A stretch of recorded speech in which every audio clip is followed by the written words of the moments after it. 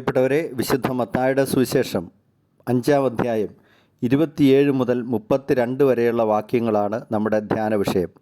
മലയിലെ പ്രസംഗത്തിലെ ഒരു ഭാഗമാണിത്.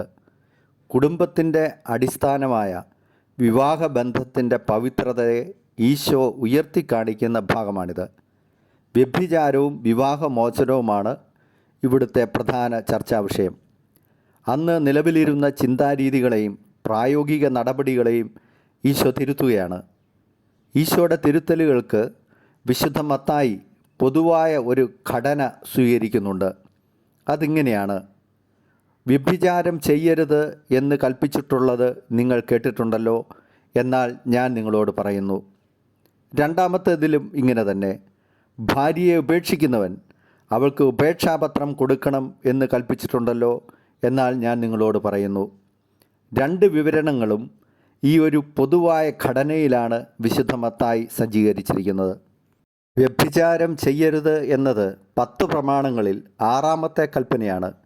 വിശുദ്ധ ബൈബിളിൽ പഞ്ചഗ്രന്ഥിയിൽ പുറപ്പാട് 20:14 ആദ്യമായി കൽപ്പനയായി നാം അത് കാണുന്നത്. ഈ കൽപ്പന ഉദ്ധരിച്ചിട്ടാണ് ഈശോ ഇത് തിരുത്തുന്നത്. സർവ്വ അതിക്രമങ്ങളെയും ഈശോ എതിർക്കുകയാണ്. പ്രവൃത്തിയിൽ വ്യഭിചാരം ചെയ്യില്ല എന്ന് പറഞ്ഞതുകൊണ്ടായില്ല, വിചാരത്തിലും അങ്ങനെയൊരു അതിക്രമം പാടില്ല എന്നാണ് ഈശോ പറയുന്നത്. അതുകൊണ്ടാണ് അവിടുന്ന് ആസക്തിയോടെ സ്ത്രീയെ നോക്കുന്നവൻ അവളുമായി ഹൃദയത്തിൽ വ്യഭിചാരം ചെയ്യുന്നു എന്ന് പറയുന്നത്.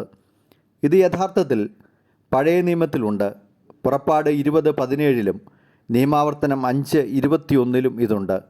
അയൽക്കാരൻ്റെ ഭാര്യയെയോ കാളയെയോ മോഹിക്കരുത് എന്ന് അവിടെ പറയുന്നുണ്ട്. എന്നാൽ ഈ കൽപ്പനകളുടെ സംബോധന ക്രമത്തെ അവിടുന്ന് മാറ്റുകയാണ്. യാമപ്രാർത്ഥനയിൽ നാം ഇങ്ങനെ പാടുന്നുണ്ടല്ലോ: ഹൃദയവികാരങ്ങൾ ചെയ്തികളായി മാറും, സോദരഘാതകനായി കായേൻ തീർന്നില്ലേ. അപ്പോൾ ഹൃദയത്തിലെ വികാരമാണ് പിന്നീട് പ്രവർത്തനങ്ങളായിട്ട് മാറുന്നത്. അതുകൊണ്ട് ഹൃദയവികാരങ്ങളെ തന്നെ പൗത്രീകരിക്കണം എന്നാണ് ഈശോ പറയുന്നത്.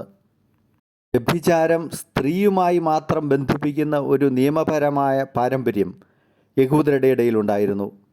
വ്യഭിചാരത്തിൽ പിടിക്കപ്പെട്ട സ്ത്രീയുടെ ചരിത്രവും ഈശോ പുരുഷന്മാരോട് പറഞ്ഞ മറുപടിയും നമുക്കറിയാവുന്നതാണല്ലോ. ഇവിടെ അസമത്വം ഈശോ ഇല്ലാതാക്കുകയാണ്. പ്രധാനമായും പുരുഷന്മാരോടാണ് ഈശോ വ്യഭിചാരം ചെയ്യരുതെന്നും ഭാര്യയെ ഉപേക്ഷിക്കുന്നവൻ അവളെ വ്യഭിചാരിണിയാക്കുന്നുവെന്നും പറയുന്നത്. പിന്നീട് ഈശോ പാലസ്തീനയിലെ ജനങ്ങൾ തങ്ങളുടെ മനസ്സിൻ്റെ അസ്വസ്ഥതയോ പരിഭവങ്ങളുടെ രൂക്ഷതയോ സൂചിപ്പിക്കാൻ ഉപയോഗിക്കുന്ന ഹൈപ്പർബോളിക് അതിഭാവുകത്വ ശൈലി ഉപയോഗിക്കുകയാണ്. നിൻ്റെ കണ്ണ് നിനക്ക് പാപഹേതുകമാകുന്നെങ്കിൽ അത് ചുഴന്നെടുത്ത് കളയുക. നിൻ്റെ കരം നിനക്ക് പാപകാരണമാകുന്നെങ്കിൽ അത് വെട്ടിക്കളയുക. ഹൃദയത്തിൻ്റെ ചിന്തയെ പ്രതിഫലിപ്പിക്കുന്ന അവയവങ്ങളാണ് കൈയും കരവും. ആ നിലയ്ക്കാണ് കണ്ണിനെയും കരത്തെയും കുറിച്ച് ഈശോ പറയുന്നത്. ഉദാഹരണത്തിന് ഈ ഹൈപ്പബോൾ എങ്ങനെയെന്ന് നമുക്ക് നോക്കാം. പുതിയ ഉടുപ്പ് ചെളിയാക്കി വന്ന മകനെ നോക്കി അമ്മ പറയുകയാണ്: നീ എന്താണ്, വല്ല ചെളിവെള്ളത്തിലും കുളിച്ചോ? ഇതാണ് അതിഭാവുകത്വം. ഈ ശൈലിയാണ് ഈശോ ഉപയോഗിക്കുന്നത്.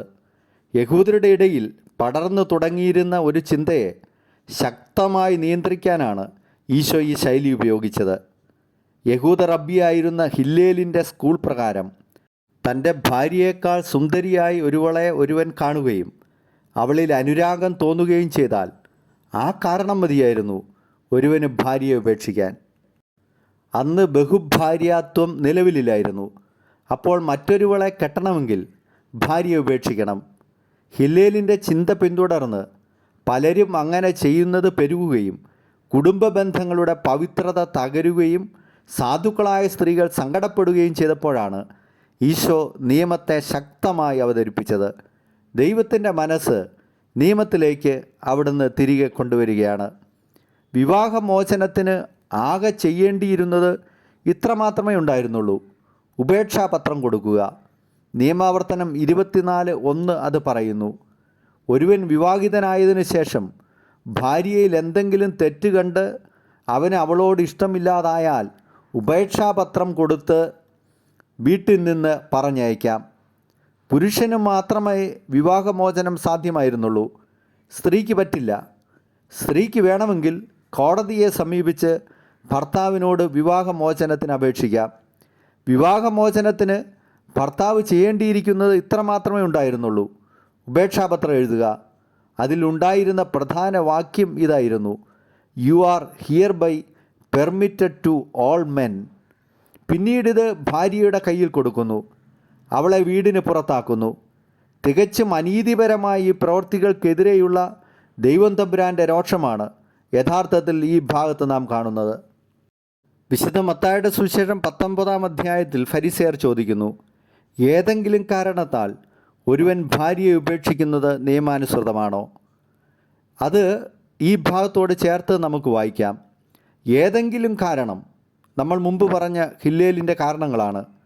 അതിന് മിശിഹ പറയുന്ന ഉത്തരം വിശുദ്ധ മത്തായിയുടെ സുവിശേഷം 19:6 ദൈവം യോജിപ്പിച്ചത് മനുഷ്യൻ വേർപെടുത്താതിരിക്കട്ടെ എന്നാണ്.